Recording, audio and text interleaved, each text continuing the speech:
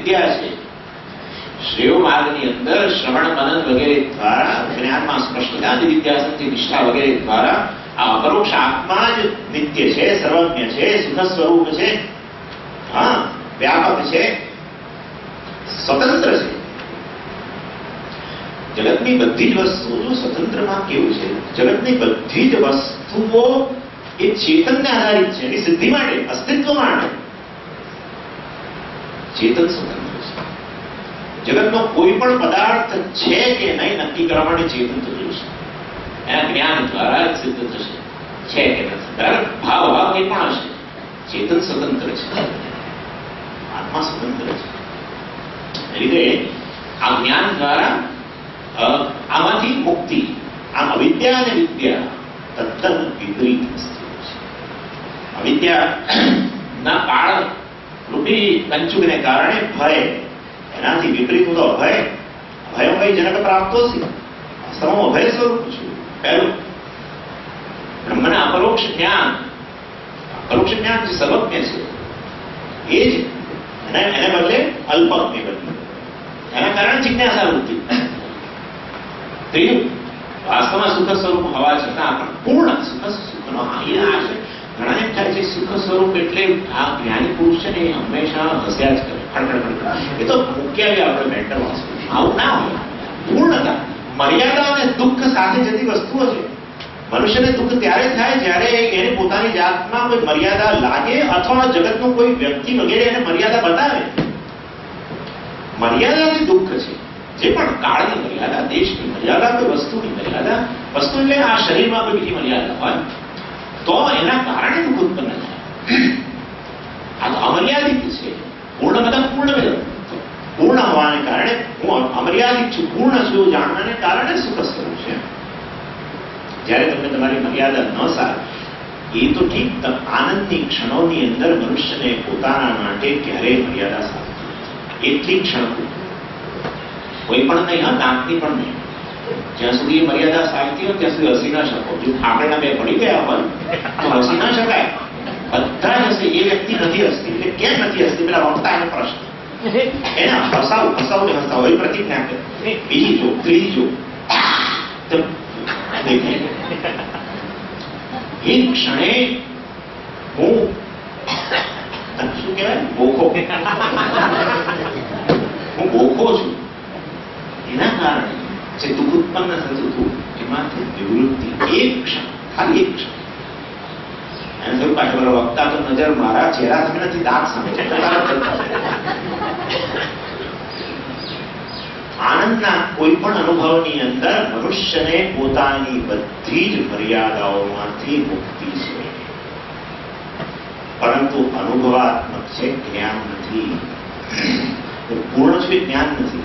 પૂર્ણ છે, અનુભવ છે, જ્ઞાન નથી. એટલા માટે તો મનુષ્ય એવી ક્ષણોને વળી પાછી પ્રાપ્ત કરવા માટે, પોતાના સ્વરૂપને પ્રાપ્ત કરવા માટે પલખા મારે છે. આ રીતે પૂર્ણતાની અનુભૂતિ, એને બદલે કલા, અંશ બની રાગ, રાગ, એના કારણે વિષય સુખ. પછી હું નાનો છું, તુચ્છ છું વગેરે કલા ભાવના, વિદ્યાનો કલા પર્વ, એનાથી મારો વ્યાપક અખંડ ભાવ જાણે નીકળે. અને છેલ્લે સમગ્ર જગતનો અધિષ્ઠાન રૂપે પોતાને જો ન જોતો હોવાને કારણે હું નિયંત્રિત છું, શાસિત છું, વર્તંત્ર છું એવું લાગે. આમ અવિદ્યા અને વિદ્યા બંને વિરુદ્ધ વસ્તુઓ છે. અને પછી કહ્યું વિપરીતે વિશુચિ. વિશુચિ એટલે નાના ગતિ, ફળ પણ નાના છે. આમ પણ ભિન્ન છે, ફળ પણ નાના છે. અવિદ્યાનું પરિણામ આપણા બંધનો, મારી છૂટવાની ઈચ્છા થાય. અને વિદ્યાનું પરિણામ છે સંસાર નિવૃત્તિ, મોક્ષ. જે આપણા આત્મામાં હું જ્ઞાન, નિત્ય છું, સર્વજ્ઞ છું, પૂર્ણ છું, વ્યાપક છું, સ્વતંત્ર છું. આ જ્ઞાન એ મોક્ષ છે. એના માટેના સાધનો શ્રવણ મનન નિધિધ્યાસન, એ શ્રેયો માર્ગ છે. અવિદ્યા વગેરેને કારણે મારા વિશેના ખ્યાલો તદ્દન વિપરીત બન્યા. એના માટે અપનાયા કર્મ, એનાથી બધી વસ્તુઓની પ્રાપ્તિ, ભાવો, નચિકેતસ્થ વેરી, અન્ય બધી વસ્તુ, એના દ્વારા સુખના સાધન પ્રાપ્ત કરવાના છે. પ્રયોગ બંને. અને વિદ્યાનું ફળ આ બસ સંસાર દાવાનો એની દા સતત લાગ્યા. પણ સંસારમાં તો છીએ જ. એવું નથી કે સંસાર સ્વામી અવિદ્યાનું ફળ સંસાર એટલે સંસાર આવશે ના. સંસારમાં તો પહેલેથી ગળા ડૂબ. સ્વામી હું મારા સંસારને લઈને આવ્યો છું, એ ખોટી વાત છે. પેલા માતાજીને આપણે કેવું જોઈએ કે તમે આ શબ્દો બોલો. પેલા પતિદેવ સ્વામી મારા સંસારને લઈને પત્ની બાળક એ સંસાર છે એ ઇધર હે સબ. પત્નીએ પણ આવું જ કેવું જોઈએ સ્વામીજી હું મારા સંસારને લઈને આવી છું. પત્ની સામે જોઈને આવું કેવું ત્યારે ખબર પડે બોલાય કે સંસાર અર્થાત અવિદ્યા અને અવિદ્યાના કાર્ય. અવિદ્યાના મુખ્ય કાર્ય પોતાના વિષયની તદ્દન વિપરીત વૃત્તિ. સંશય કરે બધું એની નિવૃત્તિ શ્રવણ મન વગેરે જ શ્રેયો. નિવૃત્તિ કર્યા વગર આ બહાર જગતની અંદર એવી વસ્તુની ભીખનામી પ્રયોગ. શ્રેય અને પ્રયોગ માર્ગની દ્રષ્ટિ ભિન્ન, ગંતવ્ય સ્થાનની દ્રષ્ટિ પણ ભિન્ન, સાધ્યની દ્રષ્ટિ પણ ભિન્ન, સાધનની દ્રષ્ટિ પણ ભિન્ન. ભિન્ન એટલે વિપરીતે વિષું છે. દૂરે જયારે તો પાછા દૂરે અત્યંત દૂર છે. છોડ રહ્યા પણ વિરુદ્ધ તો નથી ના, વિપરીતે વિરુદ્ધ પણ છે. જ્યાં એક છે ત્યાં બીજું નથી. આખો અર્થ છે વિપરીત. જ્યાં એક છે ત્યાં બીજું નથી. એકનું વર્ણન કરશો તો બીજું નહીં આવે એમ. એકનું વર્ણન કરશો બીજું નહીં આવે. સ્વામીજી અમે બંને જોડે જોડે थोड़ा ये भी चाहिए, थोड़ा ये भी चाहिए. खट्टा मीठा, खट्टा मीठा रखना है. गुजराती पिकल जैसा. आई ना દૂધમાં દહીંના પગ અહીંયા નહીં રેખાય. બહુ સ્પષ્ટ છે આ વસ્તુ. ત્યાં શ્રેયોમાં વર્ણન કરો, ત્યાં પ્રયોગ ગંતવ્ય સ્થાન ધ્યેય તરીકે સાધ્ય તરીકે જીવનમાં બેમાંથી એક જ રાખી શકાય. મુક્તિ મુક્તિ ન મળે. પ્રારબ્ધ અનુસાર મુક્તિ મળે જુદી વસ્તુ છે, એ જુદી વસ્તુ છે. પરંતુ મુક્તિને જીવનના ધ્યેય તરીકે સ્વીકારીને સાધનનું અનુષ્ઠાન, પ્રેમનું અનુષ્ઠાન. એની હા નત્વા કામાહ બહવઃ અલોલુપંત બહવઃ કામાહ કેવું પડ્યું એવરાજ. આ બધા પ્રયોગ વિષયો, એના વિષયો મેં તમને ઘણા ઓફર કર્યા. ન અલોલુપ, તમે એનાથી લાભાયિત ન થયા, તમને એનાથી લોભ ઉત્પન્ન ન થયો, તમે લોલુપ ન થયા કરીને પ્રશંસા. આમ શ્રેય અને પ્રેયને અવિદ્યા વિદ્યા પદથી દર્શાવીને પછી કહ્યું આ જે શ્રેય માર્ગને જનાર છે એવું કહ્યું ત્યાં સાધુ ભવતી, એનું કલ્યાણ થાય છે. બાકીનાને મંદ કયા કરે. હવે અહીંયા પાંચમા મંત્રની અંદર જરાક એને બહુ કઠોર શબ્દોમાં કહે. વિદ્યાની અંદર જે રહેનારાઓ છે એમને કહે છે સ્વયં ધીરા પંડિતમ મન્યમાના. સ્વયં ધીરા, પોતાની જાતને ધીર માને, વાસ્તવમાં ધીર નથી. સ્વયંભૂ પંડિત, કેમ સ્વયંભૂ જનરલ હોય છે, સ્વયંભૂ કમાન્ડર, સ્વયંભૂ રાષ્ટ્રપતિ પદે છે, સ્વયંભૂ अपने आप बन गए बनेला પોતાની જાતે બન્યા. બધા ઓર્ગેનાઇઝેશન છે ત્રાસવાદી, એમનામાં આખી કેડર હોય છે, લેફ્ટનન્ટ જનરલ, જનરલ બધું હોય, લખાવતા હતા. સ્વયંભૂ, કોઈ સરકારોએ એમને બનાવેલા નથી. એ રીતે આ સ્વયં પંડિત જાતે પુસ્તકો વાંચી પોતાના પંડિત ના. તમે શું ભણાવ્યું, તમારા સ્વામીજીઓ શું ભણાવ્યું? આ બધું પુસ્તકોમાં અહીંયા છે. આ શું કોઈના આશ્રય જવાનું, કોઈના શરણે જવાનું? આપણે તમને બુદ્ધિ નહીં. એક જણ હું કહ્યું, એક જણ એક ક્લાસ કરી બહાર નીકળે છે, એના મિત્ર એને લેવા આવ્યો. તે કે તારામાં બુદ્ધિ નથી, તું આ શું કલાક સુધી સામે બેસી છે? બધું ચોપડીઓમાં છે. હમણાં જોઈશું આપણે ચોપડીઓથી શું મળે છે. સ્વયં ધીરા પંડિતમ મન્યમાન. અમે તો પંડિત છીએ, મારા બધી કશાને જરૂર. હા ટીકા બહુ કઠોર શબ્દોમાં ટીકા કરે. અંધે નહીં નિયમાના યથા અંધા. પોતે તો છે જ છે, પોતે તો હતા પેલા મિત્રને કહે છે તું મારા રસ્તે ચાલ. અંધે નિયમાન અંધ, પોતે અંધ, અને પેલા કહે તું મારી પાછળ પાછળ, હું જ્યાં જઉં ત્યાં તું ખાડા પડું, તું ખાડા પડ, મને ઠોકર લાગે તો તને ઠોકર. અંધે નિયમાના યથા અંધા. આમ કરીને ટીકા કરે છે. હવે આગળનો નસાંપરાય પ્રતિભાતિપાલમ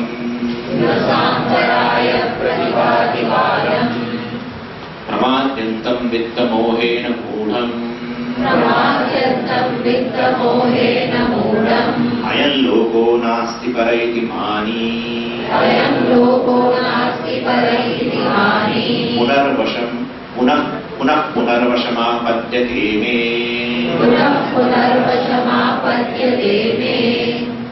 આચાર્ય અહીંયા એને કહે છે અતએવ મૂઢત્વાत्, અર્થાત આવી મૂળતાને કારણે શું છે? ન સાંપરાય પ્રતિભાતિ બાલમ. સાંપરાય પરાય શબ્દ છે.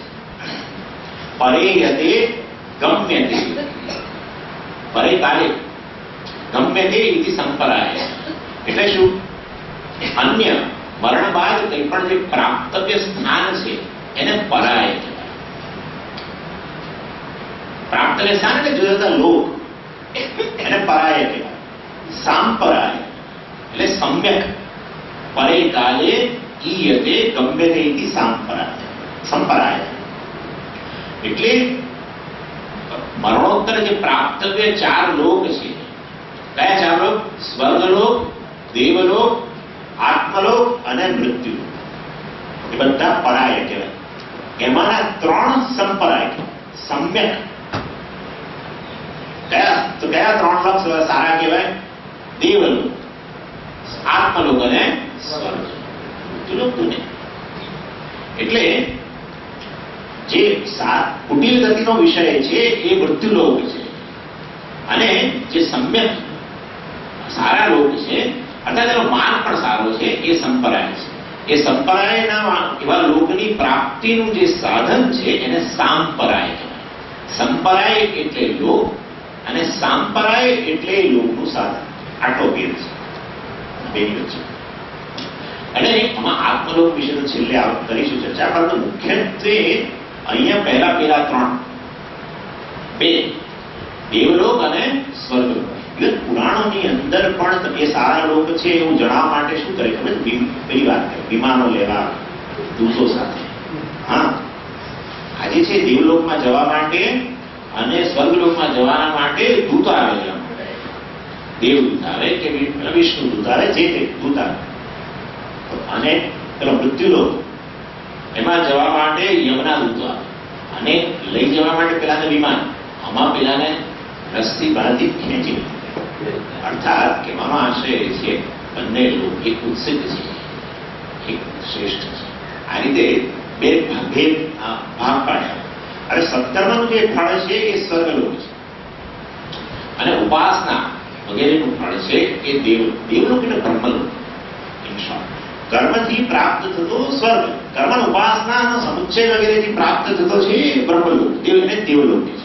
શા માટે તો બ્રહ્મલોકને બદલે તમે દેવલોક કહો છો? કારણ કે પોતપોતાના ઈષ્ટ દેવતાનું નિવાસ સ્થાન એમના બ્રહ્મલોક. એટલે હું વિષ્ણુનો ઉપાસક હોઉં તો વૈકુંઠ એ બ્રહ્મલોક. અને આ રીતે કઈ શિવજીનો ઉપાસક તો કૈલાસ બ્રહ્મલોક.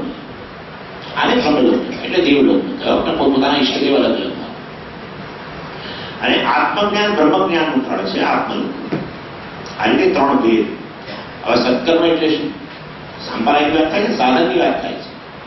એટલે આવા ન સાંપરાય પ્રતિભાથી બાળ, આ બાળકોને આવા બધા પરલોકના કોઈ સાધનો દેખાતા નથી. પણ કયું સાધન છે?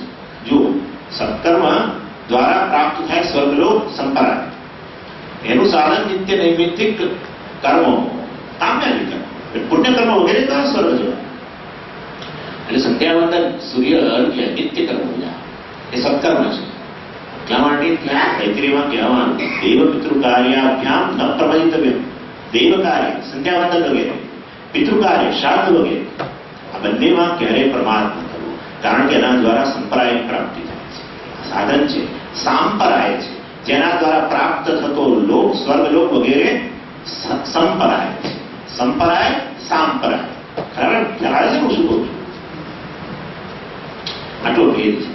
એટલે પ્રશ્ન નડે ને આવું નહીં કરવા માટે ક્યાં આવા નિત્યમ કરતા સૂર્યને અર્ઘ્ય આપવાની જરૂર શું છે? સૂર્ય કેટલો છે? 9 કરોડ માઇલ છે. તમે પાણી ક્યાં? તો અહીંયા નહીં, એ ક્યાં ત્યાં પહોંચે છે? કરોડ 9 કરોડ માઇલ છે, ક્યાં પહોંચે? એટલે કહેવામાં આવશે એ છે કે એમાં શ્રદ્ધા નથી હોતી. પુરુષાર્થ પણ નથી કરતા એનું કારણ શ્રદ્ધા નથી. શ્રદ્ધા ક્રિયતે દર્શાતો. એટલે આવા દેવ પિતૃ કાર્યો નહીં કરવા પાછળનું કારણ, આવા સાધનો નહીં અપનાવવા પાછળનું કારણ શ્રદ્ધા નથી. એટલે અને શ્રદ્ધાના વિષયમાં તર્ક ન કરવો જોઈએ, એ બહુ મોટી ભૂલ છે. શ્રદ્ધા વયો અયમ પુરુષ. શ્રદ્ધા ક્યાંક ને ક્યાંક તો રહેલી છે. જે લોકો આપણી સામે આ પ્રશ્નો કરે છે, મૂર્તિ પૂજા છે નહીં કરે છે, આ ભગવાન આ તો પિત્તળ ને પેલું એ છે દીપુ, આ મૂર્તિ પૂજા કરીએ છીએ. તો આપણે એને કહીએ કે તમે તારા ધ્વજની અંદર રાષ્ટ્રપિતા કેવી રીતે દેખાય છે? તારા ધ્વજને લાય પાડી નાખીએ, લાય એને અપમાન કરીએ. ધ્વજ તો કપડાનો ટુકડો છે. તું એ ધ્વજના અપમાનથી રાષ્ટ્રનું અપમાન કેવી રીતે કરો છો? એ કપડાના ટુકડાને તું રાષ્ટ્રના રૂપમાં જોઉં છું. તે એક આ પિત્તળના બિંબને હું ઈશ્વર તરીકે જોઉં છું. સમગ્ર જગત જે છે પ્રત્યેક નામ ઈશ્વરનું નામ છે. ઈશ્વર જ અભિવ્યક્ત થયો છે. એક રૂપમાં હું એની પૂજા કરું છું. તારી શ્રદ્ધા છે ને કે કપડાના ટુકડાને તું રાષ્ટ્રમાં કર. મારી શ્રદ્ધા આપવા છે. ભેદ ક્યાં? તું પેલા લેનિનની પેલી કોફી પર જઈને મોટા મોટા બુકે મૂક્યા છે વર્ષો સુધી. હા, લેનિનને ગયા હજારો વર્ષ વીતી બુકે મૂકશે તો પેલા અંદરથી બેઠો બેઠો એ બુકે રિસીવ કરવાનો છે ક્યાં? શ્રદ્ધા જ તારી કે સ્વીકાર કરશે. ડેડ બોડી છે તો એટલે કહેવાનો આશય છે પ્રત્યેક વ્યક્તિની શ્રદ્ધા ક્યાંક ને ક્યાંક તો જળવાયેલી છે. માટે એમાં કોઈ તર્ક ન કામ કરી શકે. એટલે આ શ્રદ્ધાથી જે કરવામાં આવે શ્રદ્ધા ક્રિય છે એ દેવ કાર્ય હોય, પિતૃ કાર્ય વગેરેમાં પ્રમાદ ન કરવું. સંપ્રદાયના સાધનો છે.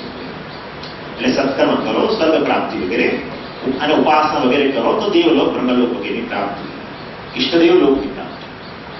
આ બધું પ્રેર અંતર્ગત છે.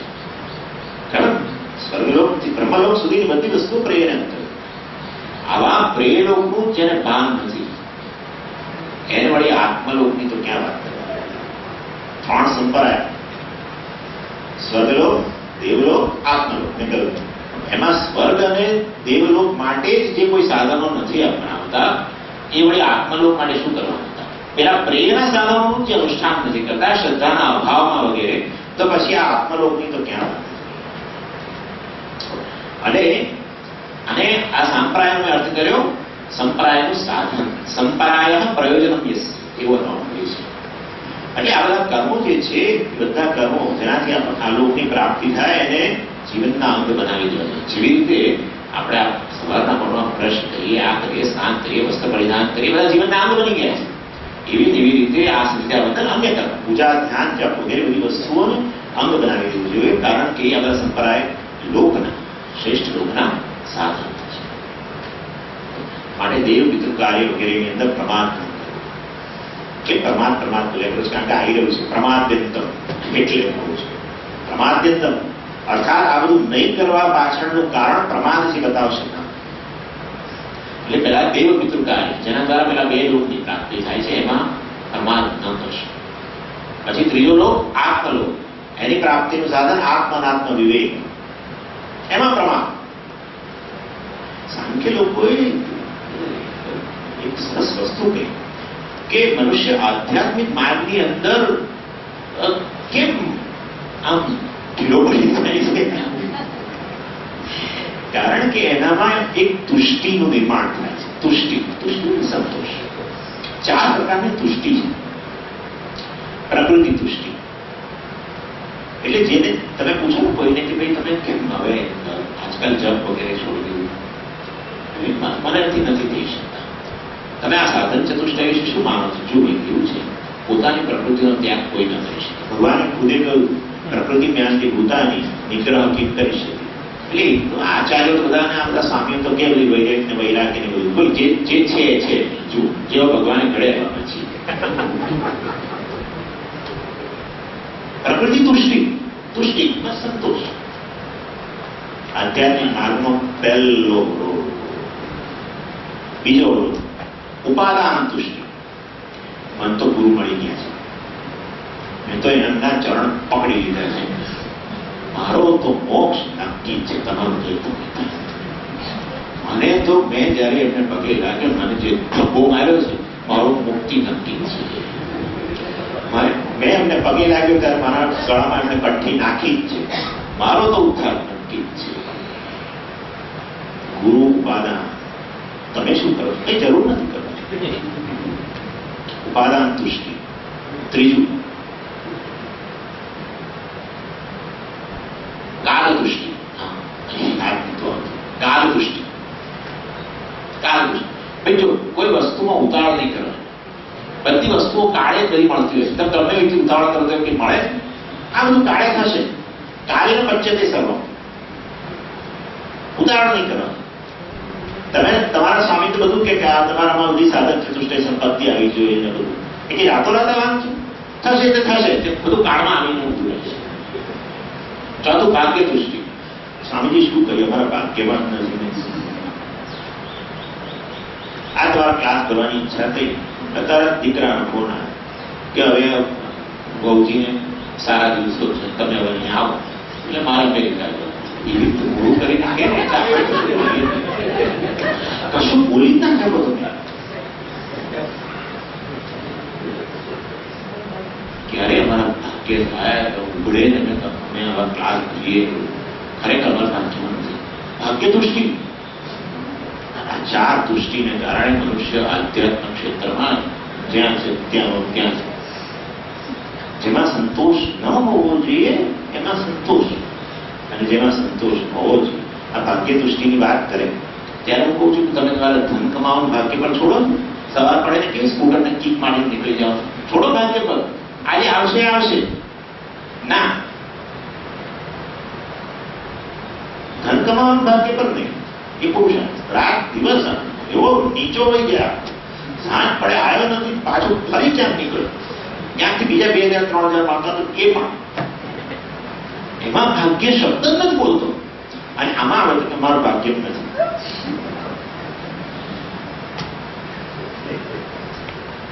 જપ, દાન અને અધ્યયન વસ્તુ એવી છે જેમાં ક્યારેય સંતોષ ન કરવો જોઈએ. નીતિશાસ્ત્ર જેમાં ક્યારેય સંતોષ ન કરવો. ધન દારા વગેરે વસ્તુ છે જેમાં હંમેશા સંતોષ ન. આપણો તદ્દન ઉલટું. તદ્દન ઉલટું. જપ વગેરે થશે તો થશે.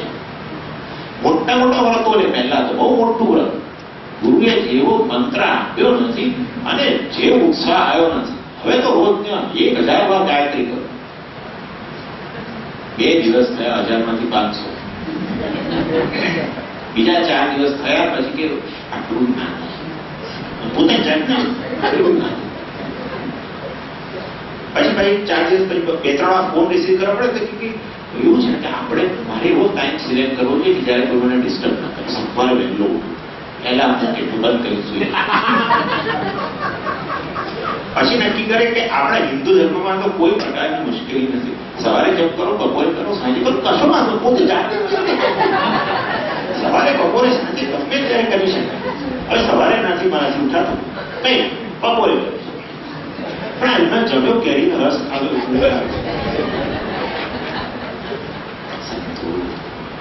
થોડા દિવસની અંદર પૂરું થઈ ગયું.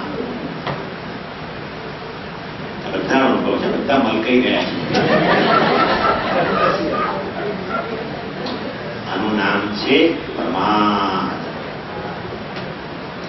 જીવનમાં જે કરવું જોઈએ એનાથી પંચ વસ્તુ કરવી એના પરમાર્થ. કંઈ પણ ન કરવું એ આળસ છે. જે કરવું જોઈએ એનાથી વિપરીત કરવું. શ્રેયને બદલે પ્રેય. આમ દોડવાને બદલે આમ દોડવું. અહીંયા ગંતવ્ય સ્થાન નિશ્ચિત છે. ગંતવ્ય સ્થાન આત્મા જ છે. અપરોક્ષ આત્મા. ક્યાંય ડિસ્ટન્સ વાત કરીશું આપણે. આત્માનું પ્રથમ વૃદ્ધિ અંતર જ નથી. સતત અભિવ્યક્ત થયેલો આ ચૈતન્ય, પૂર્ણ ચૈતન્ય જાણવું માત્ર આટલું. એને બદલે એને શોધવા આખા જગતની અંદર પ્રત્યેક યોનિઓની પરિભ્રમણ કરતો અને પટકાય. સંસાર તો દાવાનળ છે. એમાં એ દાવાનળમાંથી બહાર નીકળો ત્યારે થોડી રાહત થાય. એવી આનંદની ક્ષણો તો બહુ છે. મહદંશી વ્યક્તિના મર્યાદાવાળું જીવન દાવાનળ સતત દાહ ઉત્પન્ન કરે. એક છોકરો એને બાજુ બીજી ત્રીજી ચોથી શેની પ્રાપ્તિ માટે? જે અહીંયા બેઠેલો છે ડોશીમાં પેલા આપણે આવે ને સમય ઉદાહરણ બાજુ સ્વાદ પડીકર શોધે બા કેવું છે પડીકર શોધે તે પ્રેમ શ્રેય પ્રેમ કરો એમાં પાછી એવી તુષ્ટિ કાળ તુષ્ટિ ભાગ્ય તુષ્ટિ પ્રમાણ આદિત્યસ્ય ગતાગતૈઃ અહરહ સંક્ષીયતે જીવિતમ વ્યાપારે બહુ કાર્યભાર ગુરુઃ કાલો ન વિજ્ઞાયતે દૃષ્ટ્વા જન્મ જરા વિપત્તિ મરણમ ત્રાસસ્ય ન ઉત્પદ્યતે પીત્વા મોહમયીમ પ્રમાદવતીરામ. સ્વામી ઘણી વાર કોટ કરે છે ઉન્મત્ત ભૂતમ જગત. આ જગત ઉન્મત્ત બની ગયું છે મદિરા પીને, પ્રમાદરૂપી મદિરા પીને. પ્રત્યેક વ્યક્તિ મદિરા પી ગયો છે સવારથી સાંજ. મદિરાના પાનને કારણે એવો ફરે છે એવો ફરે છે એવો ફરે છે, પછી થાકીને ઊંઘી જાય. સવારે પાછું મદિરા પાન. અહીંયા મદિરા પાક કરવાની જરૂર નથી, જન્મથી જ લઈને આવે છે મદિરા. પ્રમાદ મદિરા પીઠવા ઉન્મત્ત બનેલું છે જગત. જીવનમાં જે કરવું જોઈએ એનાથી અન્ય જ કરે છે. ઓહ શું છે એમાં? અને શું કે છે? શું કે આ આદિત્ય ગતાગતૈઃ અહરહ સંક્ષીયતે જીવિત. આ આદિત્યના ગત આગત વગેરે કારણે દિવસો આવે છે જાય છે, માસ પક્ષ બધું આવતું જ જાય છે. એને પ્રત્યેક દિવસ સમાન દેખાય છે. આજનો દિવસ કાલનો દેખાતો આવતો આવો દિવસ હશે. અરે તું તો તારું જીવન એક કેક સમાન છે. રોજે રોજ પેલા મૃત્યુ દેવતા એમાંથી કાપી કાપીને લઈ જઈ રહ્યા છે એક એક અંશ. આદિત્ય ગતાગતૈઃ અહરહ સંક્ષીયતે જીવિત વ્યાપારે બહુ કાર્યભાર ગુરુઃ. અનેક વ્યાપાર, મને બહુ કામ, બહુ બિઝી રહું છું, મને મરવાનો ટાઈમ નથી. અરે ભાઈ સાહેબ મરવાના માટે કોઈ ટાઈમ મૃત્યુ એ સાક્ષાત કાળ છે, એને વડે તો ટાઈમ પૂછે ના. વ્યાપાર કાર બહુ ભાર ગુરુઃ કાલો વિજ્ઞાય છે. કાળ આમ કાળમાં પાછળ પડેલો છે ખબર જ. દૃષ્ટ્વા જન્મ જરા વિપત્તિ મરણમ ત્રાસસ્ય ઉત્પત્તિ. જન્મ જરા વિપત્તિ પ્રત્યેક મારેલા દોષોનું દર્શન કરતો જ નથી, ત્રાસ ઉત્પન્ન થતો જ નથી. કેમ? મદિરા પી ગઈ છે, પ્રમાદ મદિરા. એને કારણે કાળ કેવી રીતે પાછળ પડી ગયો? ભેગો ધાવતી તમ ચ ધાવતી ફણી સર્વમ શિખી ધાવતી વ્યાઘ્રો ધાવતી કેકિનમ વિધિવશાત વ્યાધોપિતમ ધાવતી સ્વસ્વ આહાર વિહાર સેવન વિધૌ સર્વોપી અહો વ્યાકુલાઃ કાલસ્તિષ્ઠતિ પૃષ્ઠતઃ કચદરઃ કેનાપી નો પીડ્યતે. જગતમાં શું છે? બહુ સુંદર કહ્યું. ભેગો ધાવતી તમ પ્રતિ. ભેગ પેલો દેડકો પેલું જીવડું જોયું એની પાછળ એનો કાળ, જીવડાનો કાળ. એને ખબર નથી કે એનો કાળ પાછળ છે. સર્પ એનો કાળ સર્પ એની પાછળ છે. એનો કાળ મોર એની પાછળ છે. એનો કાળ વ્યાઘ્ર એટલે હિંસક પશુ એની પાછળ જ છે. એને એમ કે હું પેલાનો કાળ છે, અરે તારો કાળ પાછળ જ છે. હા, વ્યાઘ્ર એનો કાળ પેલો શિકારી. આ વ્યાઘ્ર કે છે બસ મહારાજ યાર એ મનુષ્ય એને એમ છે કે બધા વાતો કરે એમ તમને આવી તકલીફ છે. આ તો આ વૃદ્ધાવસ્થામાં બહુ થાય એવી વાત કરી પોતાનું કશું કાઢવાનું ઓ બેસતા વખતે તકલીફ થાય નહીં.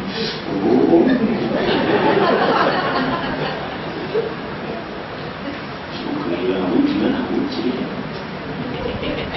जाने के बदल बहुत साक्षी बनी, ये सबको होता है, मुझे तो कुछ होने वाला नहीं.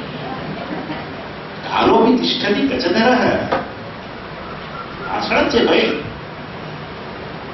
બીજાના જન્મ મૃત્યુ જુઓ, બીજાના જરા વિપત્તિ બધી જુઓ તમે. જન્મ જરા વિપત્તિ મરણ ત્રાસસ્ય ન ઉત્પત્તિ.